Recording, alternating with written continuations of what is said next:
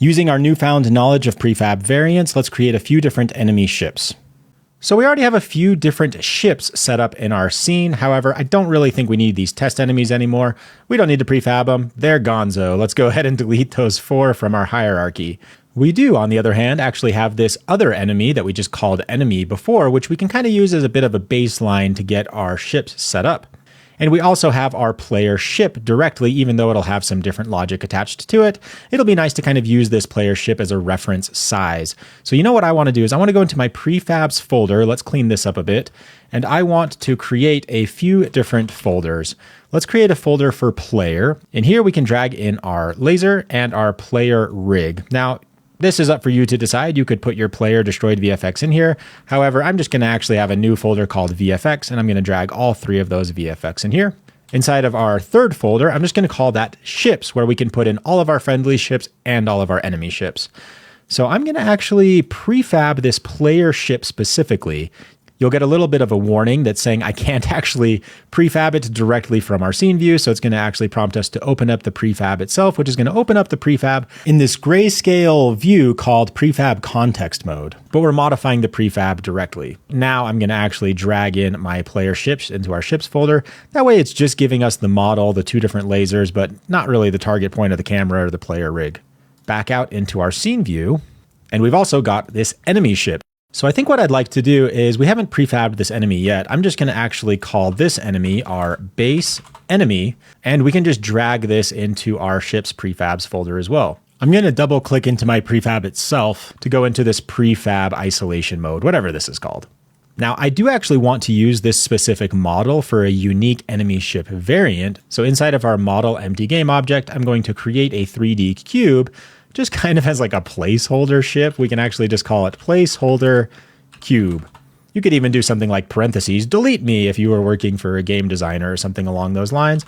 I'm just going to make it roughly the size of a spaceship, you know, something just kind of like that, and delete my fighter model.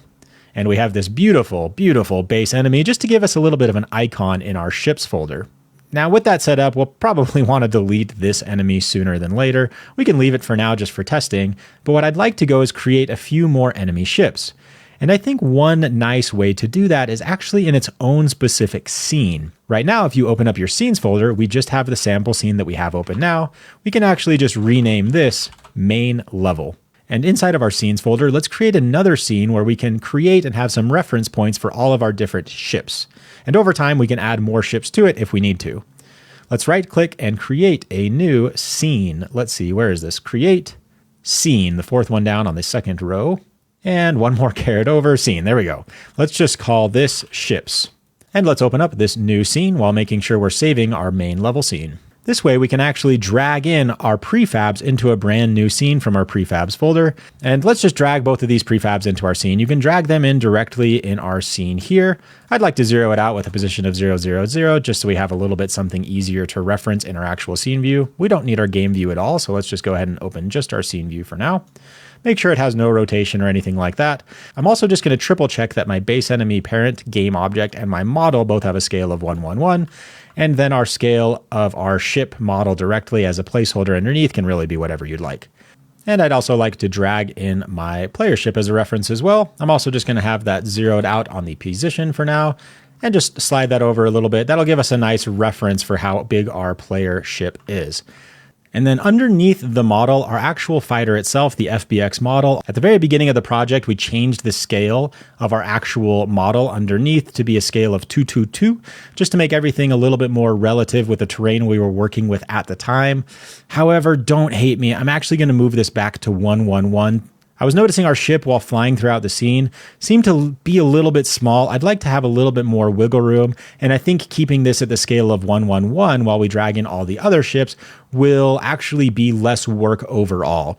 So on the next lecture, we'll have to tune and tweak some settings, things like our laser, our game view camera relative to how our ship is set up in our player rig, how big each particle system is. You know, it sounds like a lot of work, but I think it's going to actually be a lot easier than the alternative of scaling up and down all the other player ships, and when we get to importing things like bushes and trees and different terrain as well. So Again, don't hate me. Let's actually scale this back down to 1, 1, 1, which will also require that we just modify our player ship collider. So let's go ahead and do that before we move on and start modifying all of our other different enemy ships. Again, being relatively forgiving with this collider here on our player ship. I think something around there looks good for now. Again, we can tune and tweak this in the next lecture. Let's make sure we apply that to the prefab so it's applied back to our player rig nested child prefab when we go back to our other scene. But for now, these two ships give us a reference to how big we want all of our other ships to be, which means we want to create some enemy ship prefab variants based off of our base enemy.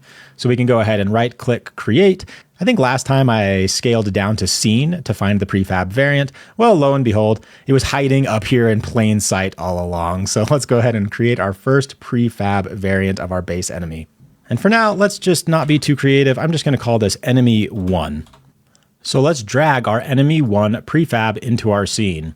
Bada bing, bada boom, we're off to a good start. Let's just go ahead and open up enemy 1, open up the model, and replace the placeholder cube with a spaceship asset. So opening that up in our GDTV assets, sci-fi spaceships, models, I'm just going to use this red fighter one for now. I think I liked the general base of that for enemy 1. Drag that underneath our model, delete our placeholder cube, and voila, we're pretty much set to go. Now I'm going to intentionally forget to put my enemy class on each individual variant for now. Again, just to kind of show the power of correctly using prefab variants, but we will need a box collider on each individual parent enemy. We'll get to that in a second. For now, let's just actually create one more. Now, if you were to duplicate this enemy 1 in our scene hierarchy with Control D, that's totally fine. It's going to create another reference of this game object, but it's not necessarily creating a prefab variant or anything like that. However, if you're actually to duplicate it in your prefabs folder, it will create an entirely new prefab variant. Now, we haven't actually updated the prefab itself, so let's click our scene enemy 1 reference, overrides, apply it to the prefab, and then you should actually be able to see that repopulate the image of the new spaceship in your ships folder. So let's actually try that. Let's click enemy 1 and not the enemy 1 in your hierarchy, but the ships in your folder. Let's just hit Control D and we can call this enemy 2. Drag that into your scene, open up the model, and then we'll select a new model from our imported assets folder spaceships once again. And let's just use this white one. I think looks pretty cool for now. So let's drag that underneath the model, delete the fighter red. This one looks like it should actually kind of be naturally bigger, maybe something around there for now. I'm just going to make sure that's centered on my Y and my Z, just to kind of give everything a nice big reference. And then because we kind of, semi-purposefully forgot, we forgot to add a enemy class to each individual spaceship. We forgot to also add a box collider to our enemies. Well, have no fear. Because we created those as prefab variants, let's actually go directly in to our base enemy parent prefab. Our placeholder cube, because we created it as a 3D object, is going to by default come with this default box collider, but we actually want this box collider on the base enemy most parent root game object of our prefab, or else our enemy class, where we're actually detecting collision from particles, won't be able to detect this box collider.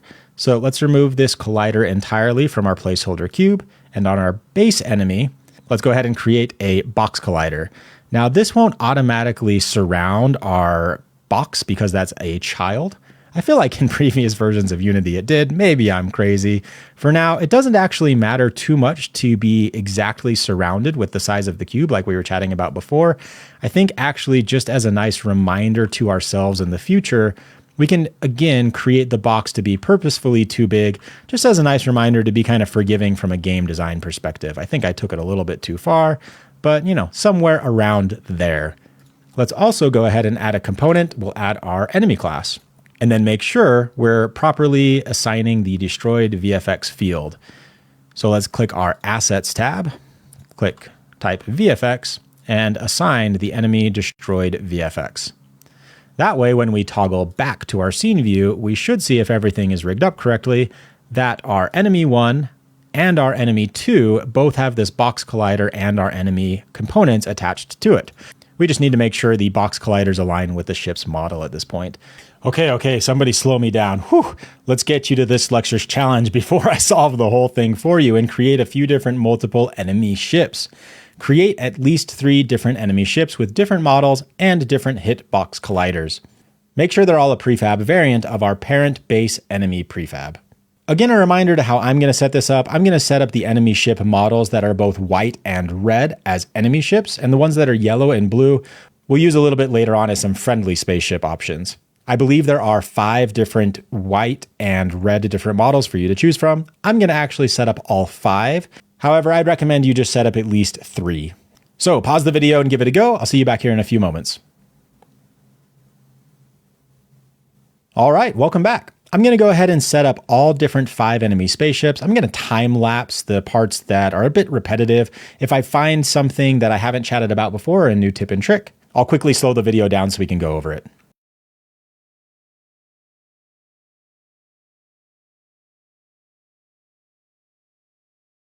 One sort of tip or kind of trick that I'd like to leave you with, if you click this little square button in your top right gizmo, you'll be able to toggle in between perspective mode and isometric mode. I find it often helpful to go into isometric mode, hit F to specifically focus on a game object. I find it can often be a little bit helpful on assigning different box collider values with a bit more precision. Before we get too ahead of ourselves, let's tune and tweak some values in the next lecture. When you're ready to move on, I'll see you there.